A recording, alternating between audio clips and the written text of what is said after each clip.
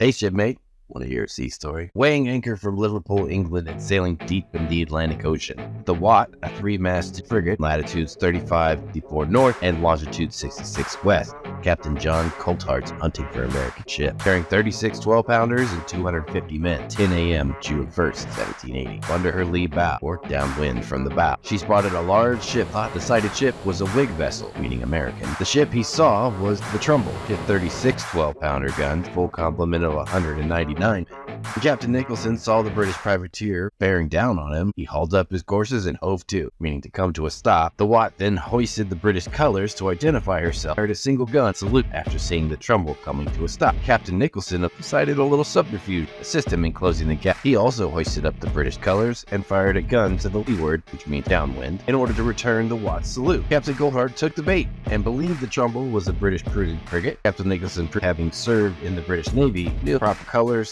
signals, and courtesies to effect the trickery. Captain Colthart, now seeing her as a friendly ship, approached Continental Navy frigate Trumbull on her weather quarter, or from behind wind. In response, the Trumbull filled every sail she had with wind and headed eastward. The Watt was immediately suspicious of the Trumbull's movement, as instead of preparing hands with a friend, the Trumbull took off at full speed. The men from the Watt realized what was up. They gave up 3 cheers, followed by a full broadside of her gun, being 18 cannons firing 12-pound cannonballs hurtling towards the Trumbull. The two ships circled each other and fired volley after volley of broadside after broadside in a range that was never wider than 80 yards apart. The ships came so close together they collided, ensnaring their yard arms in each other's standing rigging, continued to fire broadside after broadside, point-blank range. And since they were locked together, they shared the flames that erupted on board. Hammering each other with shot and ball for over 2 hours, the ships untangled themselves from each other. The fires were put out. The damage to the Watt was catastrophic. Her hull, rigging,